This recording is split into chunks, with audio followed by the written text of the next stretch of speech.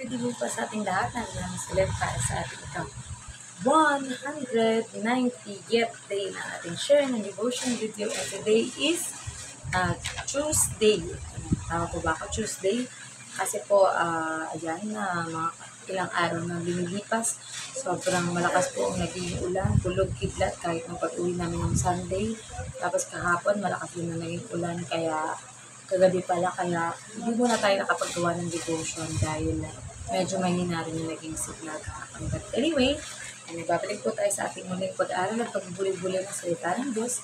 Kaya bago po tayo magkasimula, ayaw po natin kakalimutan na magkasalamat sa ating Panginoon sa bawat araw ng ating buhay. So let us pray. Ama namin Diyos, makapangyarihan sa lahat. Narito po kami muli, nagpapasalamat, pinupuri at pinadakila ang inyong pangalan. At ngayon, Panginoon, salamat po sa buhay, kalakasan at hininga na patuloy niya ipinagkakaloob sa amin. Salamat po sa lahat ng mga blessings, mga pagsubok namin na pagtatagumpayan. Alam namin kasama ka namin, Panginoon. Kaya po, Panginoon, dadako na naman kami muli sa pag-aaral at pagbuli-buli ninyong mga salita at dalangin namin, Panginoon, na kayo ang siyang mataas at mapapurihan at hindi ang aming sarili, Panginoon. Maging kasangkapan niyo lang kami na pagpapalaganap ng inyong ebanghelyo at mabuting balita sa aming kapwa. At alam po namin na kayo lang ang may kakayang makapagpabago sa mga taong makakarinig, makakabasa, at makakapanood ng mga video na ito, Panginoon, na tungkol sa inyong mabuting balita sa aming pananawa po ay hindi lamang ito mapakinggan ng bawat isa, ngunit ito ay maisabuhay namin at maisagawa namin, Panginoon, sa isip, sa salita at sa gawa. Kayo po ang mataas at mapupurihan, laging damisan ang aking labi para po sa mga salita na lalabas sa aking bibig, Panginoon, ay tanging para lamang sa inyong kapurihan, Panginoon. Kayong mataas at madakila at ano pa man na mga secret prayer at petition ng bawat isa, alam namin sinagot na ninyo, Panginoon. We honor you, we glorify you, Lord. At habang buhay po kami magpapasalamat sa Panginoong Jesus sa kanyang pag-aalay ng kanyang buhay at dugo para sa kapagbusan ng aming kasalanan at ang banal na Espiritu na siyang lumulukog at gumagabay sa amin upang ang magawa namin ay ayon lamang sa inyong kalooban at sa ikinatutuwa at masamiyang handog sa inyong kariyan. This we pray in the name of Father Jesus Christ. Amen. So ito yung nakasulat sa Lucas 21:17. Ayan. Kapupuatan kayo ng lahat dahil sa aking message. Mangyayari din daw sa ating mga tagasunod ng Diyos at ni Jesus ang kapuotan o magalit sa atin ang lahat dahil sa matibay nating pagsunod sa Diyos at kay Jesus. Application. Para sa mga baguhan pa lang na mananampalataya, maaaring magulat sila kapag kinapuotan sila ng lahat ng tao. Pero sa malalim na ang pundasyon ng pananalig at relasyon sa Diyos ay hindi na big deal kung makaranas nito. Dahil nga nakasisiguro tayo na ang kinabukasan natin ay hawak ng Diyos. Ang banal na Espiritu ang gumagabay sa atin upang ang magawa ay ayon sa kalooban ng Diyos at nakakapagpasaya sa Diyos. Ang mga nangyayaring pagkapuot o galit sa atin ng mga mahal sa buhay ay natural na lamang, lalo at tumaliwas ka sa dating paniniwala, lalo na at taliwas sa utos at kalooban ng Diyos. Basta lagi lang tayong manatili sa pag-ibig, grasya, habag at presensya ng Diyos, ay di tayo makakaya ng kalaban. At darating ang panahon na ang napupuot sa atin ay maakay natin palapit sa Diyos at sama-samang nagpupuri, nagpapasalamat, sumasamba at ibinabahagi sa iba ang pagliligtas ni Jesus. So, kaya ang pagkabasa ng salita ng Diyos, diba? So, yun na nga. Kung halimbawa, nararanasan na natin na nagagalit sa atin ating mga kapamilya dahil halimbawa, wala na tayong time para sa mga party, wala na tayong time para sa mga pag-inuman o pagbibisyo na dati nang nakasanayan ng mga baguhan pa lang sa pananampalataya sa atin, di ba? Pero once you accepted the Lord Jesus as Lord and Savior at yung mga ginagawa mo ay mga nakakapagpasaya sa ating Panginoon at masamyong handog at nakalulugod sa Kanya, ay syempre, unti-unti mo na or tuluyan mo nang tatalikdan yung alam mo na hindi makakabuti sa iyong physical na katawan, sa iyong emotional at sa iyong spiritual life, di ba? And ayun, di ba? Kapag mga bagong mananampalataya pa lang kasi, there will be a tendency na madali pa silang masaktan, madali pa silang manghina, kasi hindi pa matibay yung relasyon o pananalig nila sa Diyos. Pero syempre, yung sa mga tumatagal, nag-aaral, nag-undergo ng mga training, po, Bible study, prayer meeting, di ba? At yung mga talent, treasure, and time nila, i-dedicate nila sa Panginoon. Yun ang mga tao na mahirap mapatumba sa anumang pagsubok sa buhay, di ba? Kumbaga, kahit anuman ang pagdaanan ng mga crisis o mga problema, kagaya ng inyong lingkod, hindi naman po lingid sa inyo na tayo ay dumanas ng ganitong mga pangyayari sa ating buhay, but we are still positive thinking in life that ano man ang ating kaharapin ay kayang-kaya natin dahil kasama natin ang mas yun nga, di ba? Kung sa dating paniniwala ng mga kapamilya natin, umalis tayo at ang sinunod natin ay yung alam natin na nakakapagpasaya sa ating Panginoon na paniniwala, magiging medyo malaki mong kalaban, mortal mong kalaban ang iyong mga kapamilya, lalo na kung iniwan mo sila sa dating paniniwala, di ba? So, alam naman natin, may mga nakasanayan ang ating mga ninuno o mga nauna sa ating mga kapamilya na paniniwala at religion. Pero dumarating sa realization ng buhay ng tao na ikaw ang makakapagsabi kung yun ba yung pipiliin mo na religion, yun ba yung pipiliin mo na paniniwala, and you will stand for it. And nawa po ang ating maging stand ay ang ating laging ipagtanggol, ibahagi ang mabuting balita ng ating Panginoon, abutin ang ating mga kapwa nang sa gayon ay mailapit sila sa Panginoon, pagkaroon sila ng matibay na relasyon sa ating Panginoon. Tunay nga na ang lahat ng bagay ay imposible kapag tayo yung gagawa sa sarili nating effort, sa sarili nating gawa. Pero once na ang Panginoon ang nagtakda at naghadya na ito ay mangyari sa atin, ay yun ay sang-ayon sa kanyang kalooban. Maaaring merong tinutulong leksyon sa atin para tayo ay mas maging matibay ang pananampalataya o pananalig sa Diyos, or for us to learn lesson in life, diba? Halimbawa, kung dati sa iyong ginagawang masama ay napapalayo ka sa iyong kapamilya dahil nga mga bisyo, mga masasamang mga gawa, diba? Pero once that you choose to have a deeper relationship with our Lord, at nagkaroon ng pagbabago sa iyo, is, magugulat na lang sila at magtataka na bakit wala na sa iyo yung mga dating pagkatao na either kinakagalit nila, kinakainis, or nakakapagpasama ng loob nila sa iyo, di ba? Which is, yun yung magiging patotoo mo sa kanila na binago na kasi ako ng Diyos. Nagkaroon ako ng transformation, nagkaroon ako ng new life with Christ or with God, di ba?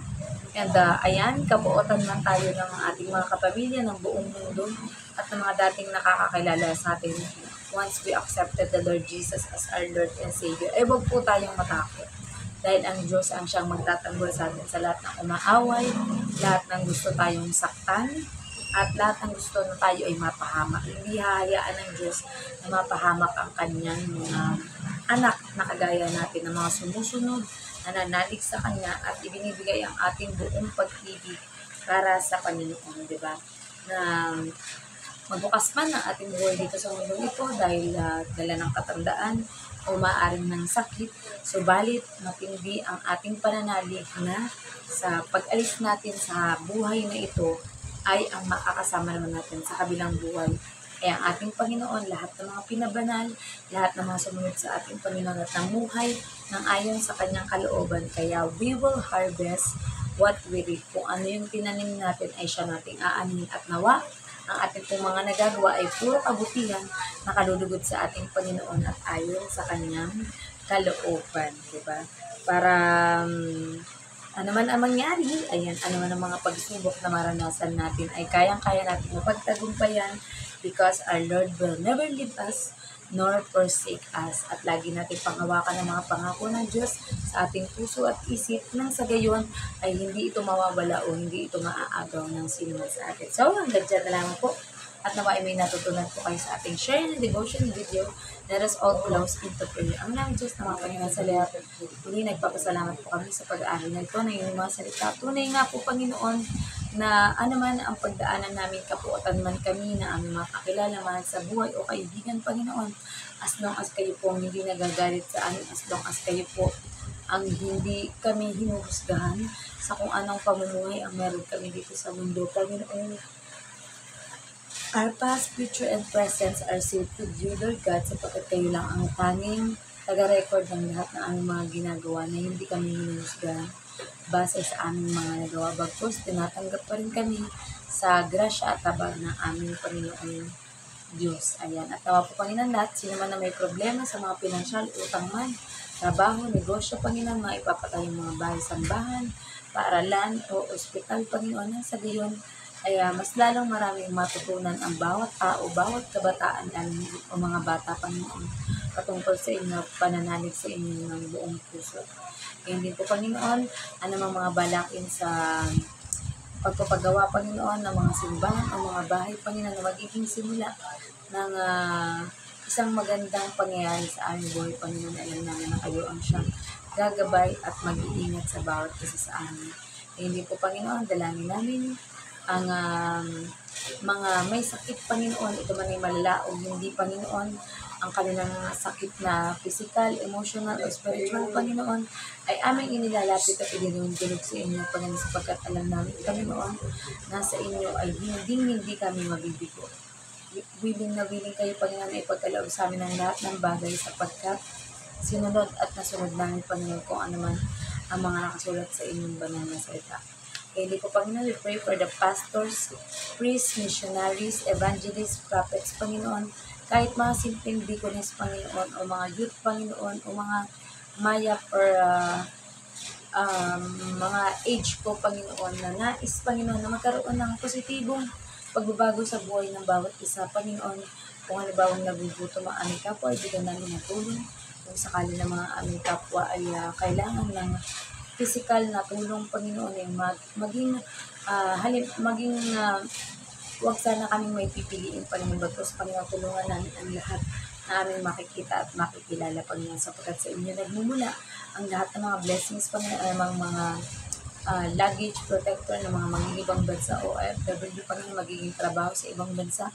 We pray, Lord God, na kayo po ang siyang magiging gabay, Panginoon, nang sa gayon ang bawat mga estudyante, Panginoon, at mga anak, Panginoon, ng mga pastors, priest, deaconess, Panginoon, nasasama sa inyong journey, Panginoon, ay kayo po, Panginoon, na ang siyang magpaliwanag sa bawat tao, Panginoon, kung ano po ang inyong layunin, Panginoon. Pray, Lord God, para din po sa bansang Pilipinas, Panginoon, economic growth, ang mga bansang umaawit dito, kagaya ng China, Amerika, Panginoon, at iba pa mga bansa na naisakupin ang aming bansa, Panginoon, hindi sila magtatagumpay sapagkat kayong Diyos namin ay tunay, dakila, at mahabag sa amin na mga ordinaryong tao, Panginoon.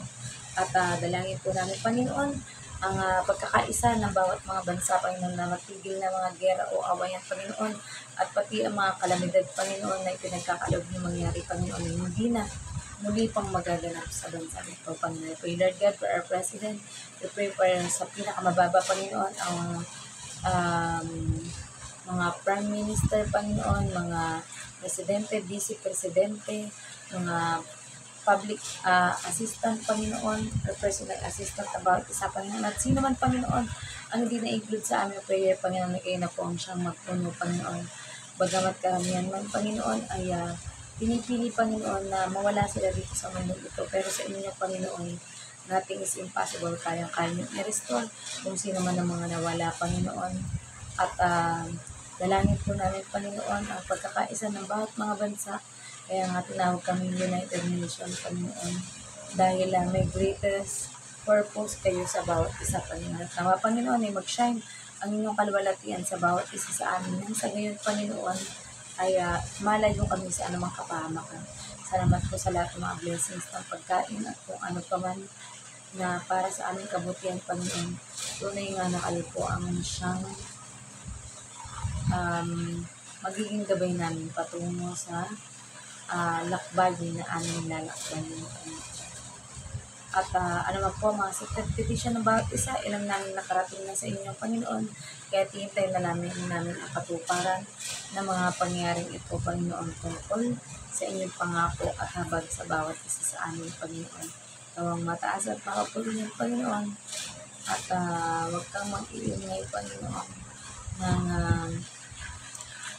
maging habit namin, Panginoon, ay ipahayag ang inyong mabuting balita sa lahat na aming makakasalamuhan, kaibigan, makakasalubong, makakasabay, at lahat na po, Panginoon, ay tulungan niyo po kami na magkaroon ng boldness po makausap sila na maayos at tanggapin ang Panginoong Yesus bilang Diyos at tagapagligtas.